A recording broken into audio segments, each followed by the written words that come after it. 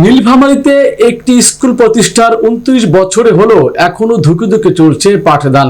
প্রতিষ্ঠানটিতে চলাচলের রাস্তা, মান সম্পন্ন অবকাঠামো, শ্রেণীকক্ষ, বিদ্যুৎ সংযোগ না থাকায় একেবারে নাজেহাল হয়ে পড়েছে ওই স্কুলের শিক্ষা ব্যবস্থা। সরেজমিনে গেলে দেখা মিলে জেলা সদরের চড়াইখোলা ইউনিয়নে অবস্থিত দারোয়ানি মেলা সরকারি প্রাথমিক বিদ্যালয়ের এই দৃশ্য। 1995 সালে পদচলা প্রতিষ্ঠানটিতে বর্তমান শিশু ক্লাস থেকে পঞ্চম শ্রেণী পর্যন্ত প্রায় 150 ছাত্রছাত্রী পড়াশোনা করেন সেখানে।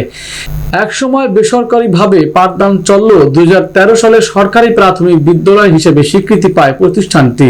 কিন্তু কেন একটি সরকারি শিক্ষা প্রতিষ্ঠানের এমন দশা?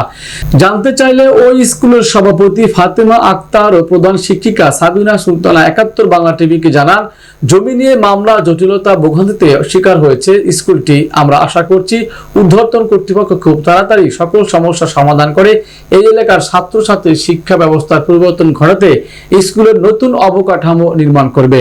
ততদিন পর্যন্ত এভাবেই চালাতে হবে আমাদের।